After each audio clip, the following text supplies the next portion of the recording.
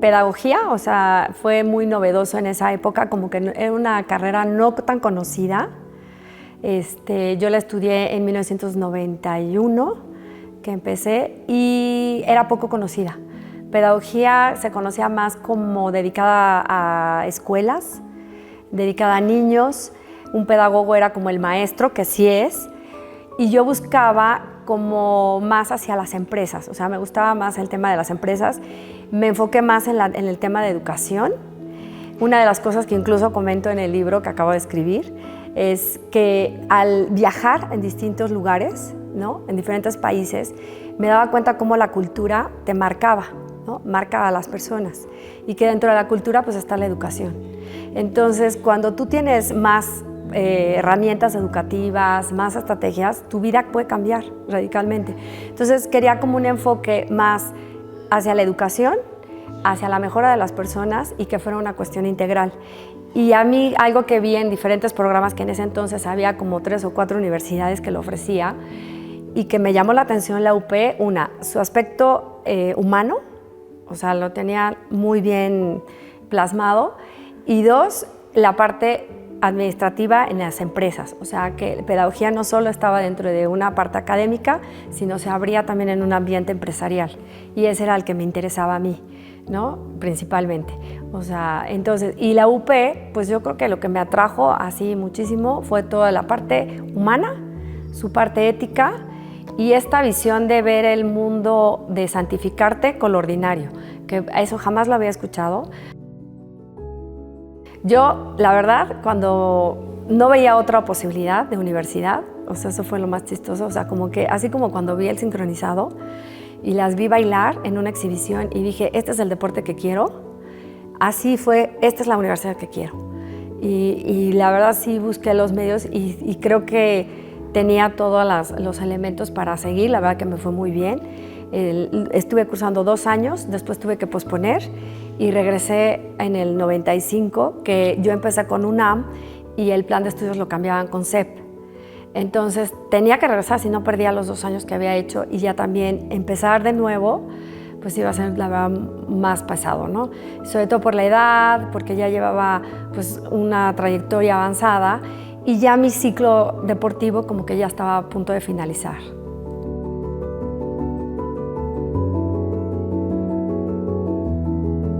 Bueno, 3 cosas que me enorgullecen de la parte académica, sin duda, es pues todo el bagaje de conocimientos.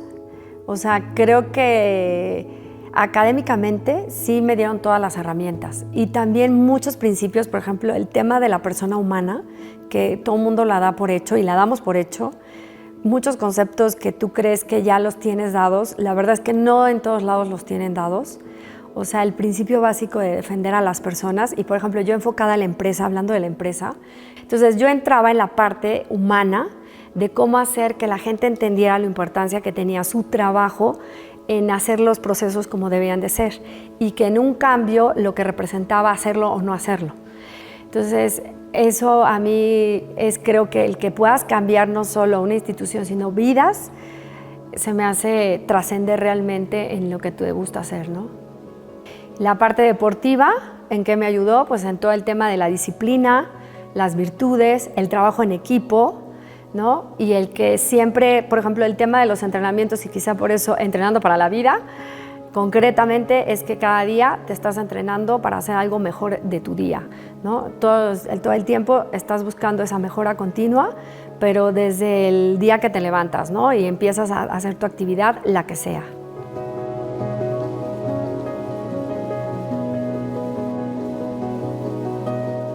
Yo podría decir, de aquí hasta la preparatoria, yo no tuve problemas de combinar estudiar y entrenar. Ya en la universidad, la verdad es que también nuestro nivel competitivo empezó a aumentar, los viajes empezaron a aumentar. Yo los 2 primeros años, pues sí iba bien, pero ya al final, la verdad es que mi rendimiento ya, tanto académico como deportivo, pues iba 3 semanas estaba fuera, 2 semanas en México, regresaba, iba, venida. O sea, físicamente fue muy pesado y sí tenía que tomar una decisión al final. La verdad es que aquí, y lo narro también, explico cómo tomé la decisión. Al final el cuerpo tiene una limitante, ¿no? Tu vida física tiene una limitante, tu vida académica la verdad es que no la tiene, ni hoy día ni nunca. O sea, creo que hasta que te mueras vas a dejar de aprender y dejar de estudiar si tú quieres. En cambio, el cuerpo pues tiene su momento. Y mi momento era ese, y de algún modo tuve que tomar la decisión de pausar la parte académica, profesional, dedicarme más tiempo al deporte, aunque posteriormente lo volví a retomar. Ahora es una combinación y yo creo que son tiempos.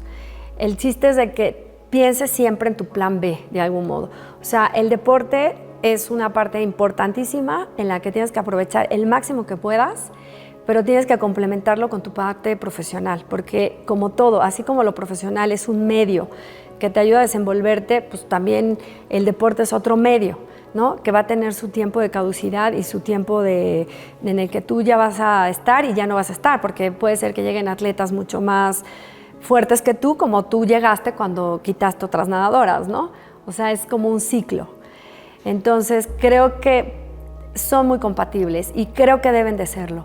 O sea, incluso tomando una carrera técnica si quieres, pero yo creo que nunca debes de dejar solamente en tu vida en el deporte, porque es, como te digo, va a tener un principio y un fin.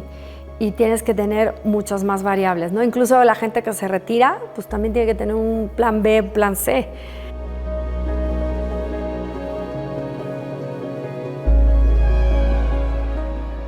Definitivamente haber participado como atleta de alto rendimiento en los Juegos Olímpicos es como graduarte, ¿no? De alguna manera, es tu graduación deportiva.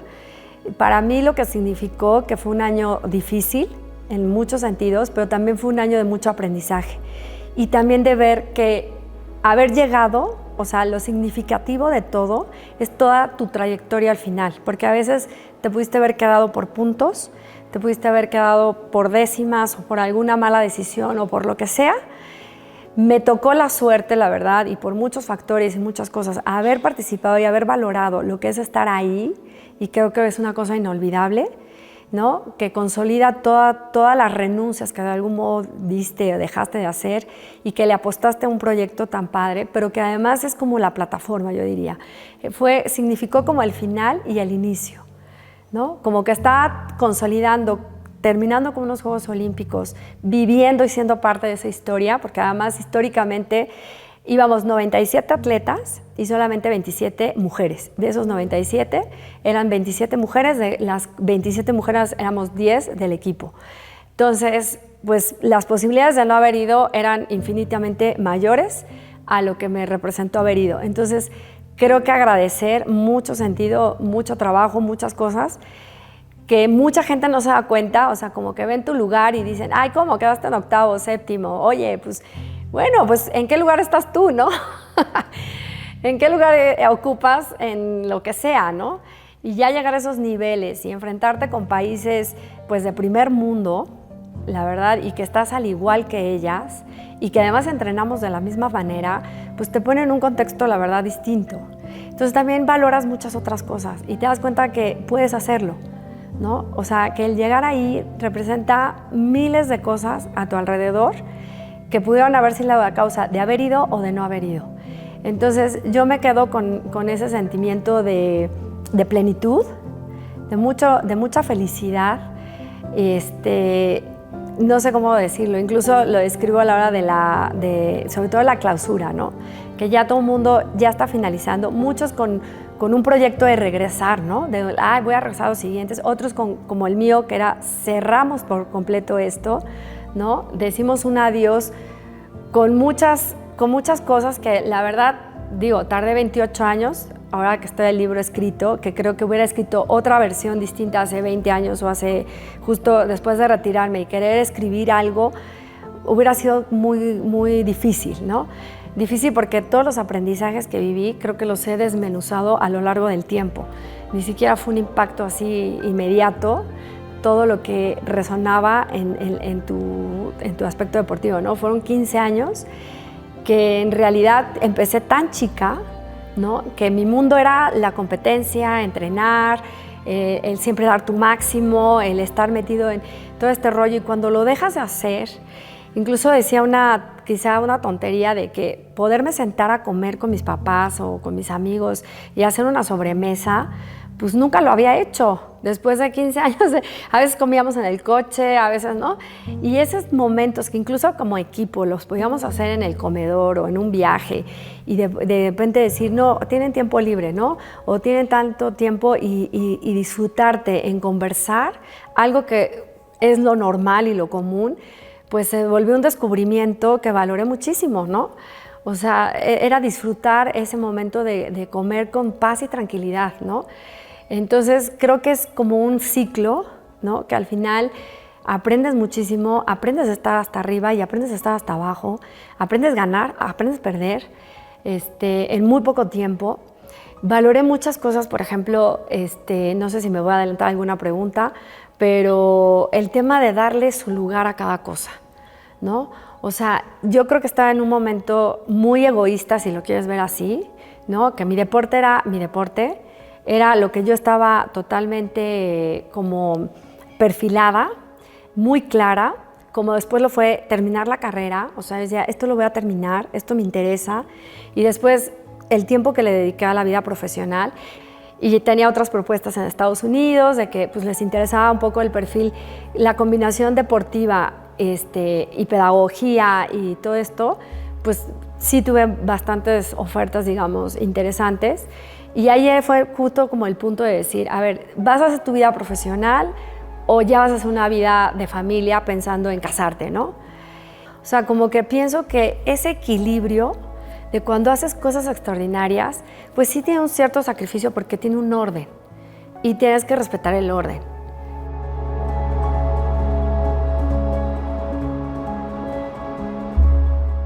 Mira, fíjate que el libro, como que siempre todo el mundo tenemos la idea de, ay, quiero escribir un libro, entre broma y no broma.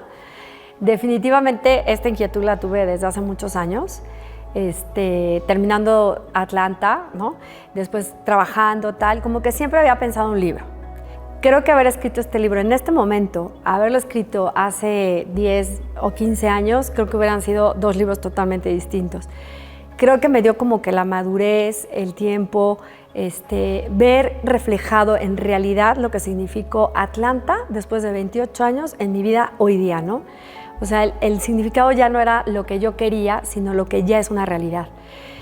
Y termino el libro, nos encontramos una pedagoga, también estuvo de profesora y también de directora de pedagogía, Maru Campo.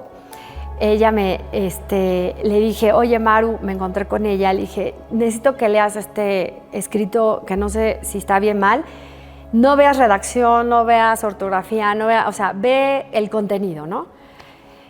Para que me digas si sí, además Maru le tocó mi trayectoria cuando yo entrenaba y estudiaba, justo el año olímpico. Entonces, pues de alguna manera, pues había un conocimiento pues de lo que pasaba, pero a la hora de escribir, pues a la hora que ella más bien lo leyó, me dijo, Wendy, sí lo tienes que hacer. Creo que sí vale la pena, es un proyecto. La verdad es que fue como muy significativo, la verdad, el que estuve acompañada con ella. Además, una mujer muy preparada académicamente, había escrito libros, había asesorado en libros. Entonces, bueno, yo la verdad estaba con muchas ventajas en esa parte. Después, bueno, Maru se enferma, murió el año pasado y eso me frenó, como que dentro de la historia del libro, haber tenido como ese acompañamiento y de repente sufre esto, sí me apagó un poco, o sea, dejé el libro, o sea, por stand-by como por 5 o 6 meses. Fue como esa tristeza profunda, ¿no? De cuando estás muy triste, no quise ya, incluso había un proyecto en España que ya tenemos que llevar el libro porque iba a haber con distintos escritores y con toda la gente iban a invitar a, no sé, para promover incluso tu mismo libro en España, ¿no? Para mí iba a ser una súper oportunidad. La verdad es que no me dio el tiempo, eso fue el año pasado, por octubre.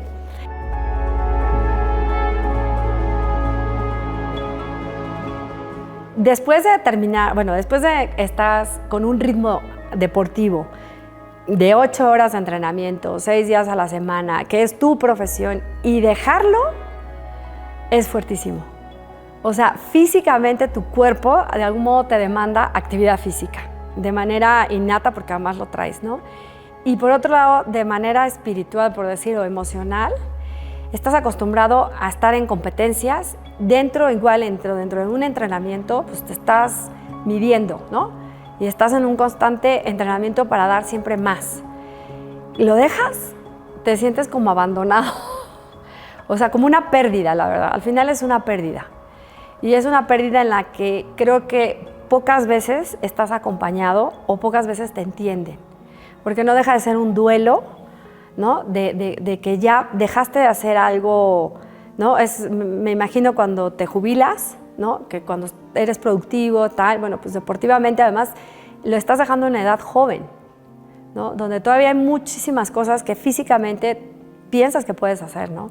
Y en un momento dado, pues decides por alguna causa, la que sea, dejarlo, sí mantenerte, porque sí es una necesidad. O sea, yo incluso me lo decían entre broma y no broma, cuando me iba de retiros o cosas así, pues quizá yo necesitaba más salir a correr o a nadar que hacer otra cosa, ¿no? O cuando estoy muy estresada y me voy a nadar, pues la verdad es que me quita, incluso parece mentira, pero dejé de nadar y hasta soñaba, o sea, soñaba con mis competencias, me soñaba en el agua, me soñaba, haz de cuenta, en la actualidad, pero estando hace 10 años, ¿no? En ese momento.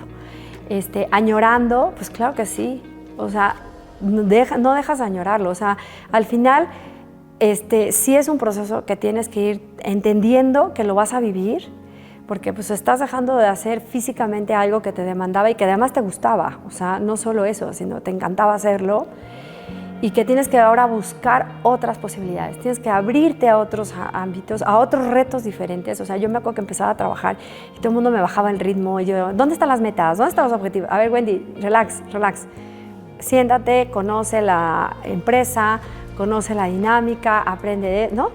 Y yo, ya, a ver, ¿a dónde vamos a correr? ¿A dónde vamos a hacer? ¿A dónde tal? Que es bueno y malo al final, ¿no? Pero era como una adaptación nueva, ¿no? De decirme, oye, esto no es competitivo, ¿no? O esto ya es para que nos sentemos y podamos charlar. Ya tienes más tiempo, ya tienes esto, ¿no? Entonces, todo eso es como un proceso de adaptación, de saber aprovechar y por otro lado, pues también vivir tu duelo. O sea, no deja de ser un duelo y no deja de ser una pérdida, así como cuando te cambias de casa, como te cambias de colegio, cuando todo eso pues es un duelo que vas a abandonar. Incluso hay una cita que hago, ¿no? de que estamos entusiasmados por lo que vamos a dejar, pero no deja de sentir miedo por lo nuevo que vamos a hacer. Ya eso ya había terminado, ya tenía que más bien ubicarme y decir, vas a tener que bajar de tu gran montaña que construiste y empezar a caminar y descubrir otras más para que vuelvas a escalar, ¿no? Y ya con otra perspectiva mucho más madura, con mucho crecimiento, aquello que me dolió, pues a trabajar lo que te dolió, verlo. Ahora, no es una cosa que yo te diga, ay, no pasó un mes y ya, no, pasaron años, la verdad. Entonces creo que todo eso es un proceso que hay que vivirlo, hay que aceptarlo, hay que quererlo y hay que disfrutarlo también.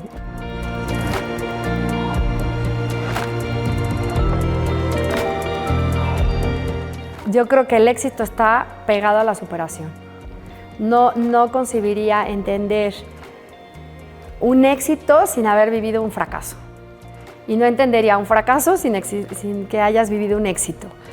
Y el éxito posiblemente es aprender también a valorarte, a saber lo que lograste, porque a veces como que luego ni la creemos, o al revés, una soberbia total, con un ego que te hace creer no sé qué, y que no lo superas, ¿no?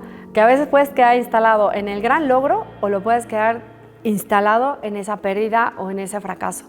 Entonces, ¿dónde está justo? En ese cambio de disfrutar tu logro, valértelo, vivirlo, decir esto lo logré por esto, tal, pero hay más, ¿no? Y eso te supera. Cuando no te salen las cosas, hay una reflexión mayor, hay más profundidad, hay mucho más aprendizaje y hay muchas más opciones que abres tu campo de acción, por decirlo de alguna manera, para llegar al punto que te importa, ¿no? Y a veces ganas y vas como el borras, ¿no? Ay, soy súper guau, todo me sale perfecto.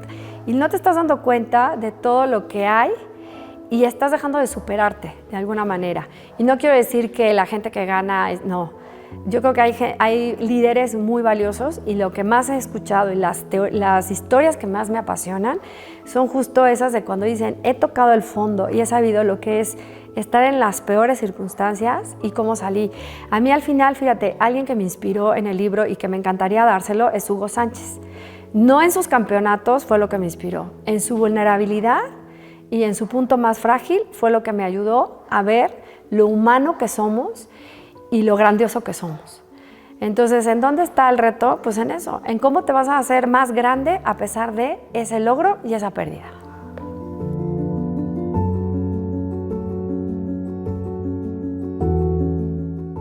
Para mí, lo más importante, el mensaje yo creo más poderoso, es que cada uno de nosotros somos los dueños de nuestras vidas.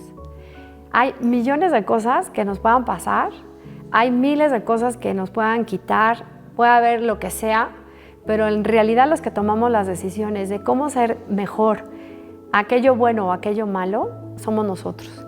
Nadie decide por nosotros, nadie, absolutamente nadie. Entonces, creo y estoy convencida que cada una de nuestras actuaciones, la que sea, tiene consecuencias y las consecuencias son para bien o para mal, pero que lo importante es que estés focalizado, o sea, que veas tu objetivo muy claro, porque eso es lo que te va a ayudar a tener la fuerza para dirigir las cosas a lo que tú quieres. Hay quien ve oportunidades en el desastre y quien ve desastre en las oportunidades. ¿Cómo quieres vivir? ¿Con oportunidades o con desastres? Yo creo que todos queremos oportunidades. Alumna hoy, alumni siempre.